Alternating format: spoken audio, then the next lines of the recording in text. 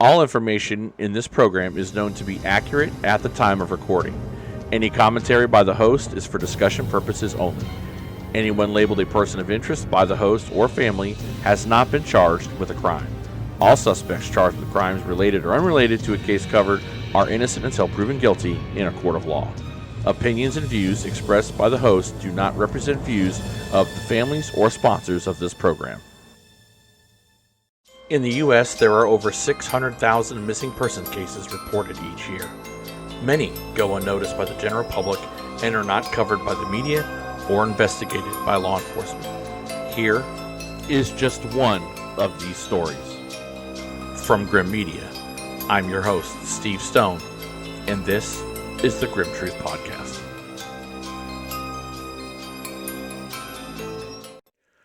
Welcome to the Grim Truth Podcast. I'm your host, Steve Stone. This is episode 28, the Jerilynn Handley case.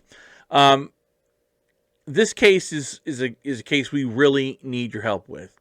Jerilynn, affectionately called Gertie by everyone. Like many of our cases, we have people that come from all walks of life. They have families. Some have children, and with Gertie, it's similar. She has two children, and she had issues. She had issues like all of us do, and she battled an addiction that nobody shies away from. But the problem with this case that really bothers me is appearances. And a lot with the missing. If you look at Gertie, you're like, you might have never seen her face before. If you're not familiar with the Charlie Project or Missing Links or other missing person websites, you probably have never seen her face before. Now, I live in Florida, and she's went missing from Apopka, and this is a case where I am familiar with it, but it has not been in the news. It has not been covered like most cases with that look like Gertie. And this is something that we talked to with the family in our interview, and it's one of the things that just floors me, because those constant stigmas that we've talked about many times over, if a loved one or missing person has had a battle with addiction or a criminal history, mental health, the list goes on and on. These cases don't get thrown out in mainstream. And that's the problem with Gertie's case. I had the wonderful privilege to talk to her family, people that love and care for her and want to know the truth. There's a lot of rumors that stir around this case, a lot of rumors in which that we decided that we weren't going to air because there's no validity to them and we just don't know. But we do need your help. We need your help in any leads that we can generate possible, because this is an area of Florida where they don't really look for missing people like Jerry. This is Orange County, and if you're familiar with Orange County and if you've watched the podcast, you'll know that Matthew Fitromel is a missing person out of Orange County, and they don't handle that case. That's the Orlando area, and they don't handle these cases well. They don't do what needs to be done in these cases. So I had, the wonderful opportunity to interview Jerilynn's family as we discuss the type of person Jerilynn is and her disappearance. Take a listen. Tell me the type of person Jerilynn is, and how she is with the family and friends. Well, she is above and beyond type of person. She'll go out of her way to help somebody if she knows that they're in need. And she always goes for the underdog. If she thinks that somebody's being mistreated or something like that, that's who she's going to stand up for the most. She's a very happy person, loves family, loves her kids. She's got two daughters, Lily and Naya, and it does not matter what she was doing in life. She was on drugs. We're not gonna lie about that. And we feel like that all of this is drug related. But no matter how messed up she was in life, if she didn't have a phone to call her kids, she would steal somebody's phone and she would take off in the woods just to have 5 minutes of a conversation with them at least every night before they went to bed. And for over 4 years, nobody's heard anything from her, not even the children. So basically, there would be absolutely nothing from keeping her, no matter what the situation was, from calling her and talking to her kids. Exactly. Who had her children at the time? It was Naya's dad. Yeah, it's the youngest one's father. Gertie had lost custody of the oldest one a while back, and instead of the girls being separated, he took custody of the oldest one so the girls would be together. Oh, that's awesome. Yes, and he still has both of the children. Was there any negative energy between the two, referring to Gertie and Naya's dad? It's a regular back and forth arguments and stuff like that because the lifestyle that she chose, he didn't want it around the kids. But there was nothing menacing, like nothing. No. Okay. No. All right. No. What? And again, this doesn't matter. I just ask. I try to get a 360 profile of a person's life. What? Yes. No. What were the drugs that she was having a problem with? She started out with meth. When she was here in Mississippi, she was on meth. And when she went back to Florida, from what I'm understanding, she traded the meth over into heroin. And that's when everything hit the fan. Right. That's when, as she got into the heroin area, that's when she came up missing and nobody's heard anything from her. Where was she originally from? Born and raised? Was it in Mississippi? Winter Garden, Florida.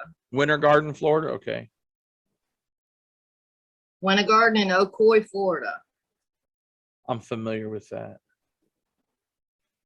And so her going to Florida wasn't something that was new. She's familiar with Florida. Okay.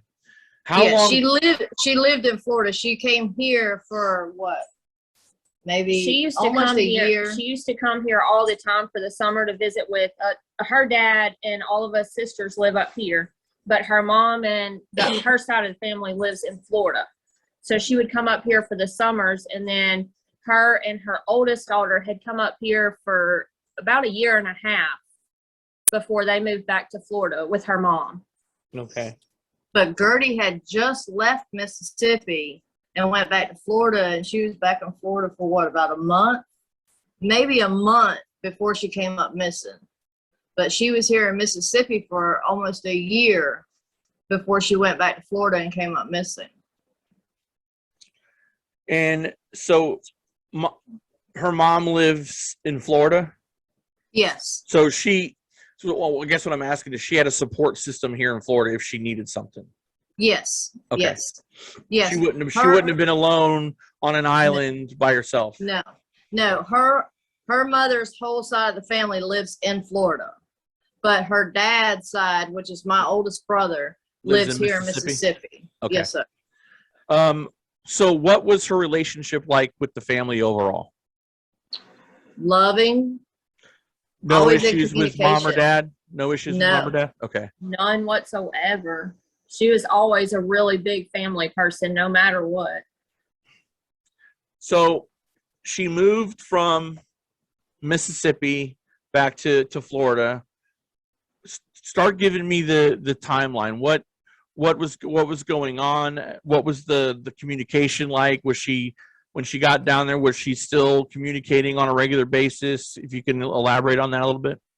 Yes. Okay. When before she came to Mississippi this last time, she was getting into a lot of trouble with drugs. People were, looking at her the wrong way, and you know what I'm saying? The drug Yeah. scene. Okay. So her mom and her dad talked on the phone and communicated and said, look, we need to get Gertie out of Florida for a while, let everything die down. So my brother sent Gertie a bus ticket and brought her to Mississippi. And she stayed here for a while, but she was missing her children. Unbelievable. And she kept telling her dad, look, I've got to go back home. I've got to go back home. You know, I miss my kids. I can't see my kids. Talking to them on the phone is just not enough. I need to see them. So she decided to go back to Florida.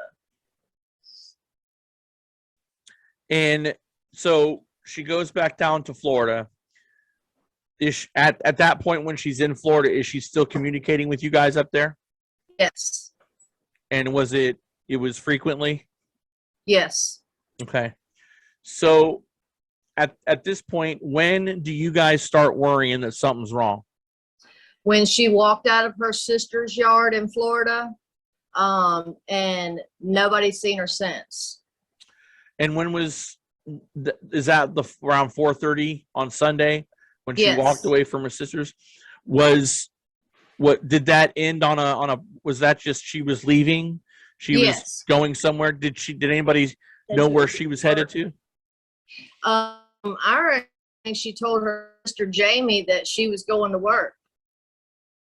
And she never showed up there. Where did she work at? Probably the temp places like daily work, daily pay. Okay. She was a jack of all trades, just, you know, whatever she could do to earn a few dollars. So like the day labor? Yes. She didn't really have a set job. Okay. And where was that day labor place located? Do you guys know? That I couldn't tell you which one it was. Was it in Winter Garden, you think? Probably. Okay. One of the places, or one of the flyers, I think it's on Crime Line, said that she was seen like a couple days after she was reported missing in Ocoee, but nobody could prove that she was seen. What town was that in? Ocoee? Ocoee? Yes, sir. But there was no substantial proof that she was actually there? No, sir. Okay. So at the time of her disappearance, did she have a cell phone on her? No. No cell phone. Well, hold on a minute. She had a cell phone, but it did not have any minutes or anything like that on it. And what she did is she kept that phone just to keep her contacts in. So when she used somebody else's phone, she just looked on her phone to get the number to call. Did she ever use it like to FaceTime people if she got Wi-Fi? Was that something she would do? I don't know, to be honest. Okay. So after she walks and she's going to work, when does the family decide to contact law enforcement and report her missing? I think her mother did a couple days later, wasn't it? Like a day or two later, when nobody could find her. Well, I know that Orange County is a bit difficult with missing persons cases, right? So Orange County can be a real pain in the neck. Yes, sir. When it comes to the missing, and I've been butting heads with them.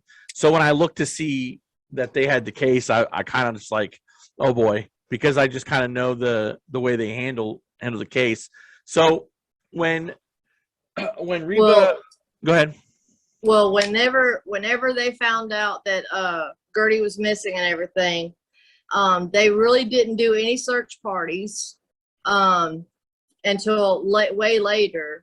And then they tried to tell us that the Orange County cadaver dog was out of commission for some reason. So my aunt and my uncle that also lives in Florida offered or asked Orange County, can we hire outside of the county and go to Brevard County and hire their cadaver dog, and I will pay for it myself. So my aunt and my uncle hired the Brevard County cadaver dog to go out and search for her. My aunt and uncle also hired a guy with the machine that goes over the ground to see if anything has been disturbed or Yeah, remains. the ground penetrating radar. Yep. Okay, well, they didn't find anything that was human related. It was all animal related. And then, go ahead. Where was the general area that they were focusing on? I think it was in a Popka. I'm not positive. Yes. Okay. So, a lot to unpack, so let's just dive right into this. Jerilynn was the type of mom who she would still have contact with her children over the phone. There wasn't a time that she wouldn't be in contact with her children. And this is familiar, so if you've heard this before, it kind of bears witness to the fact that people that are in constant communication with a family member or a loved one, children, whatever, and then that communication drops off, there's a problem. Getting law enforcement to understand this is difficult, especially when it comes to Orange County. If you're familiar with Matthew Vetromel case, they, it's okay to go missing. They're the agency, one of the agencies that, you're an adult. It's okay to go missing. Forget the fact that, you've communicated with people up until a certain point and then it drops off. Red flag. Your money that you're bringing in isn't being touched. Red flag. This is similar to that case. I don't understand what we have to do as a society, as a group, to get law enforcement to understand that these are red flags. Family knows. It's not like, they're not trying to step on law enforcement's toes and say that they know more than law enforcement does. However, you have to listen to the family. The family has the sixth sense, the radar, to understand that if you're getting multiple conversations with a family member, loved one, whether it be social media or a phone that only has Wi-Fi, and they make an attempt no matter what they got to do to communicate with family, and then that stops, there's a problem. Gertie's disappearance is one that there is a person and there is an idea of what might have transpired, but these are all guesses. These are all, we're just kind of spitballing, and you can fall down rabbit holes. The one thing that is clear in her case is the simple fact that her belongings are found at a certain location, which we're going to be getting into this next segment, along with her cell phone. These are red flags. For a person on the outside looking at this, you say, okay, well, she hasn't contacted anybody. She's always in contact with somebody, especially her children, and there's no communication. But we're going to hear in this next segment that her stuff was found at this house, and on top of that, there's a little bit more going on than meets the eye. So let's take a listen as we talk with PJ and Gertie's family about the cell phone and some of the items that were found. They found her cell phone that wasn't active, but they found her cell phone at this house. They found her t-shirt in the backyard. They found her backpack in another part of the house. But nobody in that house was arrested or anything. All they were questioned. So hold on a minute. The cops found her cell phone, found her shirt, and what else? And her backpack. Her backpack at this house, and no one was arrested. One of the things that I was told was at that very same house, the shed that's in the backyard, they buried her like under the floor of that shed. And it was on the news that they did search that shed. And part of it had just been covered with concrete, but they didn't like tear the concrete up or anything. Did they use dogs? Nope. No. Well, it's on the news. They're in Florida. showing them with Gertie's mom, Reba, walking down the road with the investigator, and them having the road tied off to where nobody could come in and out of there, and they were digging in and out of the shed. So Yeah. I think that those items are of importance. And does anybody know whose house this was? All I know is it was a dope house. Okay. I'm not sure if her mom still has the pictures or not, but not too long before this happened, she had Gertie was very, very smart about, I don't really know how to put it. It's kind of like she had psychic intuitions, like bad feelings. She had left up under one of the tables in their houses. She had actually drawn out some things as to like say that if something ever happened to her, that this is where you need to go and these are the things that you need to look into. And it was all about that shed. Yep. What? Okay. So did she give that to anybody? No, it was found, and it was found after Gertie was reported missing. I can see if her mom still has some pictures and get them sent to us again. She had sent them to me a while back, but I don't think I have them anymore. So Gertie laid out basically, if something happens to me, you need to do this, look here. So yes. And that was this very same place that they found her stuff at. And the cops have this information? Yes. I asked the family if Gertie had somebody that was close to her that she hung around with about the time of her disappearance. And the one person that was mentioned was a relative by the name of Frankie Burton. Now, Frankie Burton was spoken with by law enforcement. However, there was nothing really, I guess no real information that they could gather from him that made any sense or helped in the case. That being said, there are a lot of things in this case that seem to revert back to Frankie, and also, I believe that he holds the key to maybe the things that were going on with Gertie that maybe he didn't want to talk to law enforcement about. And, of course, that's understandable. We live in an age where people don't want to get the cops involved. They don't like talking to police.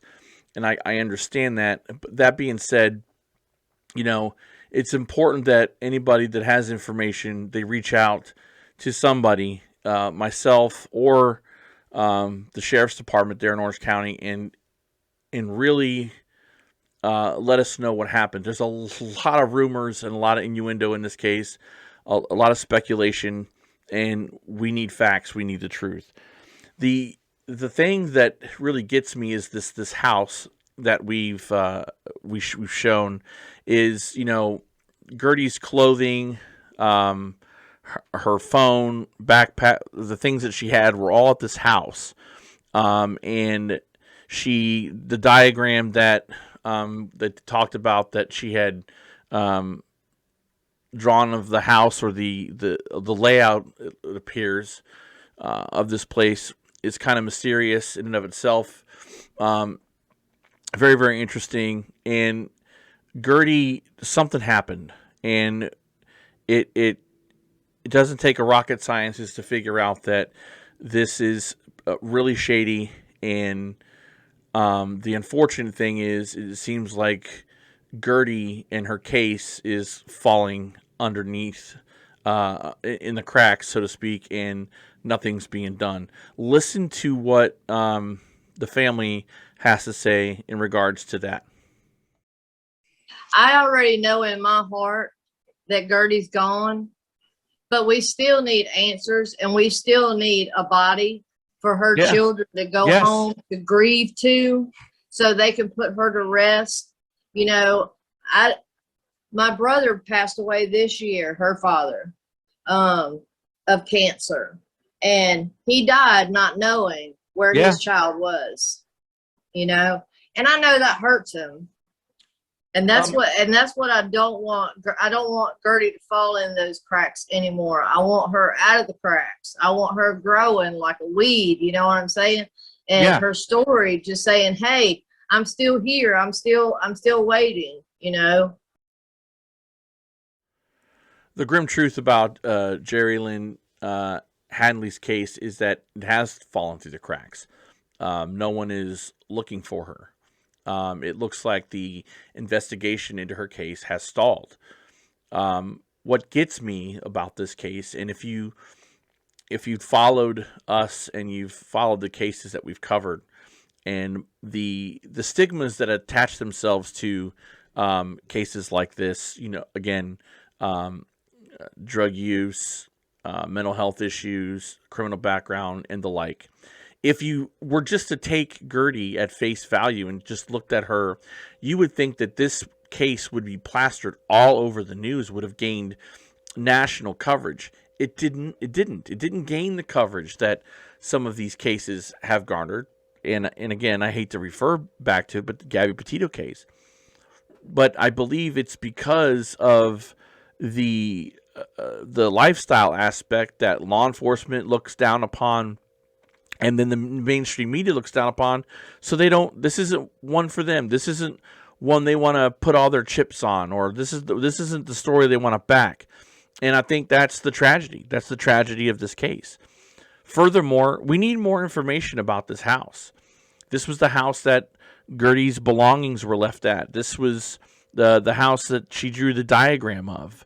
And we've learned that this was kind of like a place to hang out where people would go and do drugs. But that's it. I mean, a lot of questions about this house. Why was her stuff there? Obviously, it appeared that she either left in a hurry, or she didn't just leave all of her earthly possessions and then just start over. That didn't happen. She was in constant contact with her family. She talked to her children, and now she's gone. And it's been over 4 years, and we need your help in this case.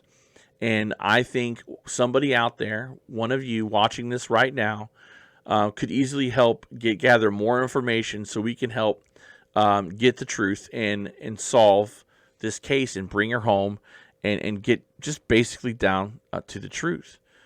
Jerilynn Handley went missing from Apopka, Florida on May the 21st, 2017. She was 30 years of age at the time of her disappearance. She was 5'3", 125 pounds, with blonde hair and brown eyes. She has gone by the name Gertie, Gertie. She was last seen wearing a tank top, blue jean shorts, tan work boots, and she does have her ears pierced. If you have any information on the whereabouts of Jerilynn Handley, aka Gertie, or know anyone that may have information about her case, we urge you to contact the Orange County Sheriff's Office at 407-836-4357. Again, that's 407-836-4357. You can also contact me on Facebook Messenger at The Grim Truth with 2 M's, or you can email me, stevestone@thegrimtruth.com. Again, that's stevestone@thegrimtruth.com with 2 M's. And as always, you can remain anonymous. We need your help. Leave if you have any information. Again, subscribe. If you subscribe to the channel or you're just watching this video, leave a comment down in the comment section, and also you can reach us at the things I just stated. The email address stevestone@thegrimtruth.com or on Messenger at The Grim Truth. We need your help. I would like to thank the Jerilynn's family for allowing me to spread the word on her case. We need your help, and if you want to continue helping us with the missing, and you like to watch these videos and you want to be a part of the Grim Guardians, please subscribe to the Grim Truth Podcast YouTube channel. Hit that notification bell so you never miss an episode of the Grim Truth Podcast or any other content we have related to the missing. Leave us a like and comment, share, and that will help us continue to be a voice for the voiceless in search of the truth. That's going to do it for this episode of the Grim Truth Podcast. My name is Steve Stone. God bless, and have a wonderful day.